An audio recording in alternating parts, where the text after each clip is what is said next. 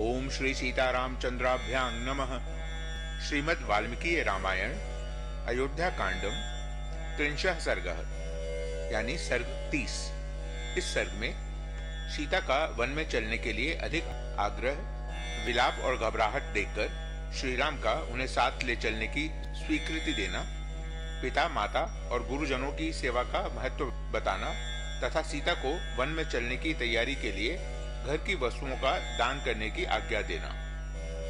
सांत्वयमाना तु रामेण मैथिली जनकात्मजा वनवास निमित्तार्थं भर्तारमिदं ब्रवीत। श्री राम के समझाने पर मिथिलेश कुमारी जानकी वनवास की आज्ञा प्राप्त करने के लिए अपने पति से फिर इस प्रकार बोली। सा तमुत्तम संविघ्ना सीता विपुल वक्षसम प्रणयाच्चाभिमानाच्च परिचिक्षेप रागमम। सीता अत्यंत डरी हुई थी। वे प्रेम और स्वाभिमान के कारण विशाल वक्षस्थल वाले श्री रामचंद्र जी पर आक्षेप सा करती हुई कहने लगी। किंग त्वामन्यत वैदेह पिता में मिथिलाधिपः राम जामातरंग प्राप्य स्त्रियंग पुरुष विग्रहम। श्री राम, क्या मेरे पिता मिथिला नरेश विदेहराज जनक ने आपको जामाता के रूप में पाकर कभी यह भी समझा था कि आप केवल शरीर से ही पुरुष हैं, कार्यकलाप से तो स्त्री ही हैं। अनृतं बत लोकोयम ज्ञानाद यदि वक्ष्यति तेजो नास्ति परं रामे तपतीव दिवाकरे। नाथ, आपके मुझे छोड़कर चले जाने पर संसार के लोग अज्ञानवश यदि यह कहने लगे कि सूर्य के समान तपने वाले श्री रामचंद्र में तेज और पराक्रम का अभाव है, तो उनकी यह असत्य धारणा मेरे लिए कितने दुख की बात होगी। किंग ही कृत्वा विषन्नस्त्वं कुतो वा भयमस्तिते यत परित्यक्तु कामस्त्वं मामनन्य परायणाम। आप क्या सोचकर विषाद में पड़े हुए हैं अथवा किससे आपको भय हो रहा है, जिसके कारण आप अपनी पत्नी मुझ सीता का, जो एकमात्र आपके ही आश्रित है, परित्याग करना चाहते हैं। द्युमत्सेन सुतं वीरं सत्यवन्तमनुव्रतां सावित्रीमेव मां विद्धि त्वमात्म वशवर्तिनीं। जैसे सावित्री द्युमत्सेन कुमार वीरवर सत्यवान की ही अनुगामिनी थी, उसी प्रकार आप मुझे भी अपने ही आज्ञा के अधीन समझिए। न त्वहं मनसा त्वन्यं दृष्टास्मि त्वदृते नघ त्वया राघव गच्छेयं यथान्या कुल पांसनी। निष्पाप रघुनंदन, जैसी दूसरी कोई कुल कलंकिनी स्त्री पर पुरुष पर दृष्टि रखती है, वैसी मैं नहीं हूँ। मैं तो आपके सिवा किसी दूसरे पुरुष को मन से भी नहीं देख सकती, इसलिए आपके साथ ही चलूंगी। आपके बिना अकेली यहाँ नहीं रहूंगी। स्वयं तो भार्यां कौमारीं शिरमध्युषितां सतीं शैलूष इव मांग राम परेभ्यो दातुमिच्छसि। श्री राम, जिसका कुमारावस्था में ही आपके साथ विवाह हुआ है और जो चिरकाल तक आपके साथ रह चुकी है, उसी मुझ अपनी सती साध्वी पत्नी को आप औरत की कमाई खाने वाले नट की भांति दूसरों के हाथ में सौंपना चाहते हैं। यस्य पत्यंचरा मात्र यस्य चार्थे वरुध्यसे त्वं तस्य भव वश्यश्च विधेयश्च सदा नघ। निष्पाप रघुनंदन, आप मुझे जिसके अनुकूल चलने की शिक्षा दे रहे हैं और जिसके लिए आपका राज्याभिषेक रोक दिया गया है, उस भरत के सदा ही वशवर्ती और आज्ञा पालक बनकर आप ही रहिए, मैं नहीं रहूंगी। स मामनादाय वनं न त्वं प्रस्थितुमर्हसि तपो वा यदि वारण्यं स्वर्गो वा स्यात् त्वया सह। इसलिए आपका मुझे अपने साथ लिए बिना वन की ओर प्रस्थान करना उचित नहीं है। यदि तपस्या करनी हो, वन में रहना हो अथवा स्वर्ग में जाना हो, तो सभी जगह मैं आपके साथ रहना चाहती हूँ। न च मे भविता तत्र कश्चित् पथि परिश्रमः पृष्ठतस्तव गच्छन्त्या विहार शयनेष्विव। जैसे बगीचे में घूमने और पलंग पर सोने में कोई कष्ट नहीं होता, उसी प्रकार आपके पीछे पीछे वन के मार्ग पर चलने में भी मुझे कोई परिश्रम नहीं जान पड़ेगा। कुशकाश शरेशिका ये च कंटकिनो द्रुमा तुलाजिन समस्पर्शा मार्गे मम सह त्वया। रास्ते में जो कुशकाश, सरकंडे, सींग और कांटेदार वृक्ष मिलेंगे, उनका स्पर्श मुझे आपके रहने से रुई और मृग चर्म के समान सुखद प्रतीत होगा। महावात समुद्भूतं यन मामव करिष्यति रजो रमण तन्मन्ये परार्ध्यमेव चंदनम। प्राण वल्लभ प्रचंड आंधी से उड़कर मेरे शरीर पर जो धूल पड़ेगी उसे मैं उत्तम चंदन के समान समझूंगी। शाद्वलेषु यदा शिष्ये वनांतर वन गोचरा कुशास्तरण युक्तेषु किंस्याथ सुखतरं ततः। जब वन के भीतर रहूंगी तब आपके साथ घासों पर भी सो लूंगी। रंग बिरंगे कालीनों और मुलायम बिछौनों से युक्त पलंगों पर क्या उससे अधिक सुख हो सकता है। पत्रं मूलं फलं यत्तु अल्पं वा यदि वा बहु तस्य से स्वयमाहृत्य तन्मे मृतर सोपमम्। आप अपने हाथ से लाकर थोड़ा या बहुत फल, मूल या पत्ता जो कुछ दे देंगे वही मेरे लिए अमृत रस के समान होगा। न मातुर न पितुस्तत्र स्मरेष्यामि न वेश्मनः आर्तवान्यु बभुञ्जाना पुष्पानि च फलानि च। ऋतु के अनुकूल जो भी फल फूल प्राप्त होंगे उन्हें खाकर रहूंगी और माता पिता अथवा महल को कभी याद नहीं करूंगी। न च तत्र ततः किंचिद द्रष्टुमर्हसि विप्रियम मत्कृते न च ते शोको न भविष्यामि दुर्भरा। वहां रहते समय मेरा कोई भी प्रतिकूल व्यवहार आप नहीं देख सकेंगे। मेरे लिए आपको कोई कष्ट नहीं उठाना पड़ेगा। मेरा निर्वाह आपके लिए दूभर नहीं होगा। यस्त्वया सहसो स्वर्गो निर्यो यस्तव्या विना इति जानन परांग प्रीतिं गच्छ राम माया सह। आपके साथ जहां भी रहना पड़े वही मेरे लिए स्वर्ग है और आपके बिना जो कोई भी स्थान हो वह मेरे लिए नरक के समान है। श्री राम, मेरे इस निश्चय को जानकर आप मेरे साथ अत्यंत प्रसन्नता पूर्वक वन को चलें। अथ मामेव मव्यग्रांग वनंगनेव नयिष्यसे विषमद्वैव पास्यामि मा वशं द्विषतांगमम्। मुझे वनवास के कष्ट से कोई घबराहट नहीं है। यदि इस दशा में भी आप अपने साथ मुझे वन में नहीं ले चलेंगे तो मैं आज ही विष पी लूंगी, परंतु शत्रुओं के अधीन होकर नहीं रहूंगी। पश्चादपि दुखेन मम नैवास्ति जीवितम् उच्छित्तायास्त्वया नाथ तदेव मरणं वरम्। नाथ, यदि आप मुझे त्याग कर वन को चले जाएंगे तो पीछे भी इस भारी दुख के कारण मेरा जीवित रहना संभव नहीं है। ऐसी दशा में मैं इसी समय आपके जाते ही अपना प्राण त्याग देना अच्छा समझती हूँ। इमं हि सहितुं शोकं मुहूर्तमपि नोत्सहे किं पुनर्दश वर्षाणि त्रीणि चैकं च दुःखिता। आपके विरह का शोक मैं 2 घड़ी भी नहीं सह सकूंगी, फिर मुझ दुखिया से यह 14 वर्षों तक कैसे सहा जाएगा। इति सा शोक संतप्ता विलप्य करुणं बहु जुक्रोशपति मायस्ता वृषमालिंग्य सस्वरम। इसी प्रकार बहुत देर तक करुणाजनक विलाप करके शोक से संतप्त हुई सीता शिथिल हो अपने पति को जोर से पकड़कर उनका गाढ़ आलिंगन करके फूट फूट कर रोने लगी।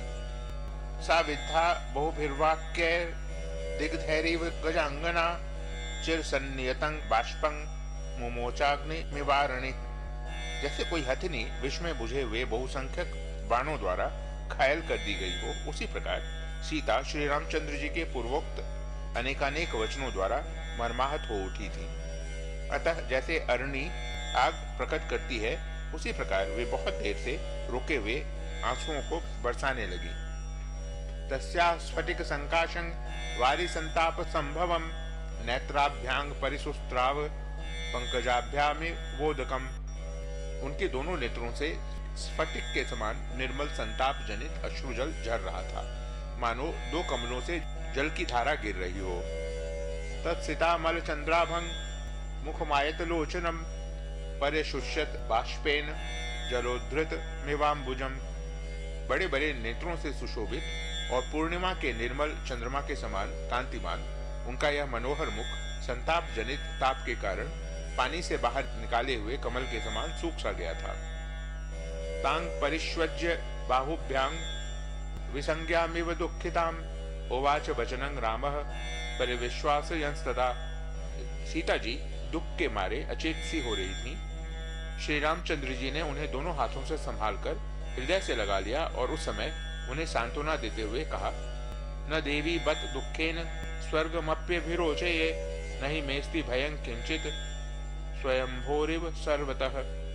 देवी, तुम्हें दुख देकर मुझे स्वर्ग का सुख मिलता हो तो मैं उसे भी लेना नहीं चाहूंगा। स्वयंभू ब्रह्मा जी की भांति मुझे किसी से किंचित भी भय नहीं है। तब सर्वमभिप्राय मविज्ञाय शुभानने वासं न रोचये रण्ये शक्तिमान अपि रक्षणे। शुभानने, यद्यपि वन में तुम्हारी रक्षा करने के लिए मैं सर्वथा समर्थ हूँ, तो भी तुम्हारे हार्दिक अभिप्राय को पूर्ण रूप से जाने बिना तुमको वनवासिनी बनाना मैं उचित नहीं समझता था। यत् सृष्टासि मया साधं वनवासाय मैथिली न विहातुं मया शक्या प्रीतिरात्मवता यथा। मिथिलेश कुमारी, जब तुम मेरे साथ वन में रहने के लिए ही उत्पन्न हुई हो तो मैं तुम्हें छोड़ नहीं सकता, ठीक उसी तरह जैसे आत्मज्ञानी पुरुष अपने स्वाभाविक प्रसन्नता का त्याग नहीं करते। धर्मस्तु गजना सोरु सद्भिराचरितः पुरा तं चाहमनुवर्तिष्ये यथा सूर्यं सुवर्चला। हाथी की सूंड के समान जांग वाली जनक किशोरी, पूर्व काल के सत्पुरुषों ने अपनी पत्नी के साथ रहकर जिस धर्म का आचरण किया था, उसी का मैं भी तुम्हारे साथ रहकर अनुसरण करूंगा, तथा जैसे सुवर्चला यानी संज्ञा अपने पति सूर्य का अनुगमन करती हैं, उसी प्रकार तुम भी मेरा अनुसरण करो। न खल्वहं न गच्छेयं वनं जनक नंदिनी वचनं तन्नयति मांग पितो सत्यो बृंहतम। जनक नंदिनी, यह तो किसी प्रकार संभव ही नहीं है कि मैं वन को न जाऊं, क्योंकि पिताजी का वह सत्य युक्त वचन ही मुझे वन की ओर ले जा रहा है। एष धर्मस्य सुश्रोणी पितुर्मातुश्च वश्यता आज्ञा चाहं व्यतिक्रम्य नाहं जीवितुमुत्सहे। सुश्रोणी, पिता और माता की आज्ञा के अधीन रहना पुत्र का धर्म है, इसलिए मैं उनकी आज्ञा का उल्लंघन करके जीवित नहीं रह सकता। अस्वाधीनं कथं दैवं प्रकारैरभिराध्यते स्वाधीनं समतिक्रम्य मातरं पितरं गुरुम। जो अपनी सेवा के अधीन है, उन प्रत्यक्ष देवता माता पिता एवं गुरु का उल्लंघन करके जो सेवा के अधीन नहीं है, उस अप्रत्यक्ष दैव की विभिन्न प्रकार से किस तरह आराधना की जा सकती है। यत्र त्रयं त्रयो लोकाः पवित्रं तत्समं भुवि नान्यदस्ति शुभा पांगे तेनेदमभिराध्यते। सुंदर नेत्र प्रांत वाली सीते, जिनकी आराधना करने पर धर्म अर्थ और काम तीनों प्राप्त होते हैं तथा तीनों लोकों की आराधना संपन्न हो जाती है, उन माता पिता और गुरु के समान दूसरा कोई पवित्र देवता इस भूतल पर नहीं है। इसीलिए भूतल के निवासी इन तीनों देवताओं की आराधना करते हैं। न सत्यं दान मानो वा यज्ञो वाप्याप्त दक्षिणाः तथा बलकराः सीते यथा सेवा पितुर्मता। सीते, पिता की सेवा करना कल्याण की प्राप्ति का जैसा प्रबल साधन माना गया है, वैसा न सत्य है, न दान है, न मान है और न पर्याप्त दक्षिणा वाले यज्ञ ही हैं। स्वर्गो धनं वा धान्यं वा विद्या पुत्राः सुखानि च गुरुवृत्त्यनुरोधेन न किंचिदपि दुर्लभम। गुरुजनों की सेवा का अनुसरण करने से स्वर्ग, धन धान्य, विद्या, पुत्र और सुख कुछ भी दुर्लभ नहीं है। देव गंधर्व गोलोकान ब्रह्मलोकांस तथा अपरान प्राप्नुवन्ति महात्मानो माता पितृपरायणा। माता पिता की सेवा में लगे रहने वाले महात्मा पुरुष देवलोक, गंधर्वलोक, ब्रह्मलोक, गोलोक तथा अन्य लोकों को भी प्राप्त कर लेते हैं।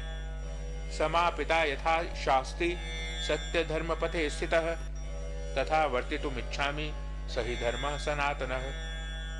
इसीलिए सत्य और धर्म के मार्ग पर स्थित रहने वाले पूज्य पिताजी मुझे जैसी आज्ञा दे रहे हैं, मैं वैसा ही बर्ताव करना चाहता हूँ, क्योंकि वह सनातन धर्म है। मम सन्ना मतिः सीते नेतुं त्वां दंडकावनम वसिष्यामीति सात्वं मामनुयातुं सुनिश्चिता।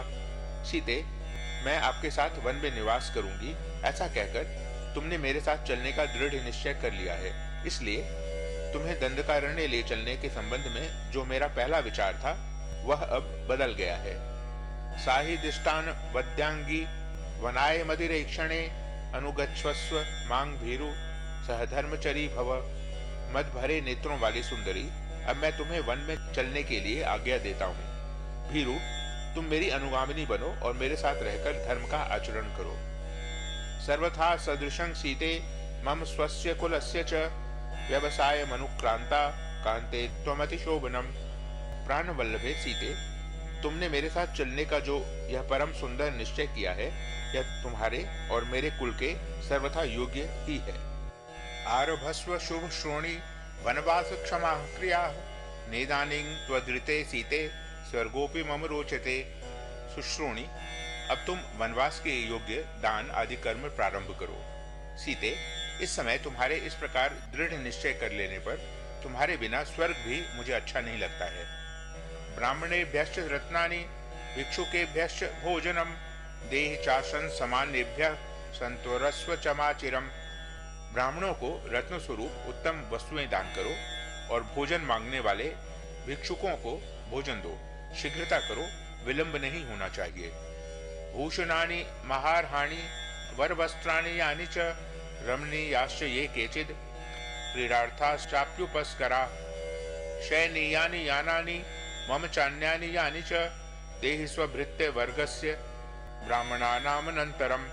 तुम्हारे पास जितने बहुमूल्य आभूषण हो, जो अच्छे अच्छे वस्त्र हो, जो कोई भी रमणीय पदार्थ हो तथा मनोरंजन की जो सुंदर सामग्रियां हो, मेरे और तुम्हारे उपयोग में आने वाली जो उत्तमोत्तम शैयाएं, सवारियां तथा अन्य वस्तुएं हो, उनमें से ब्राह्मणों को दान करने के पश्चात जो बचे उन सबको अपने सेवकों को बांट दो। अनुकूलं तु सा भर्तुर ज्ञात्वा गमनमात्मनः क्षिप्रं प्रमुदिता देवी दातुमेव प्रचक्रमे। स्वामी ने वन में मेरा जाना स्वीकार कर लिया। मेरा वन गमन उनके मन के अनुकूल हो गया। यह जानकर देवी सीता बहुत प्रसन्न हुई और शीघ्रता पूर्वक सब वस्तुओं का दान करने में जुट गई।